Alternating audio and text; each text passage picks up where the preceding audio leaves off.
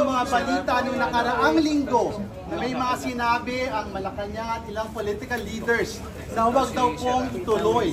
Linawin po natin, ang loyalty po ng mga kasama natin ng mga civil society leaders ay sa taong bayan.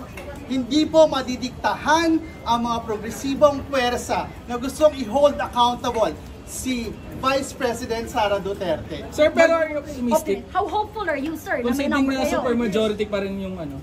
Sa araw na ito, we are here in the House of Representatives bravely supporting the petition of citizens kasi naniniwala tayo na ito ay responsibilidad ng ating pong institusyon. They have to give this complaint a fair chance and a fair day in court. Mahalaga po itong impeachment complaint na ito para simulan na yung totoo na step process towards holding the Vice President accountable. Simple lang naman po ang kailangan natin tandaan. Kung hindi ngayon, kailan pa? May oras pa po ba? May oras. Magkakampanya na rin, sir.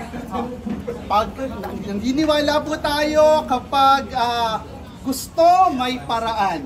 At yung paraan po na yon ay paraan para panagutin ang mga nang-aabuso sa kapangyarihan at ninanakawan ng taong bayan.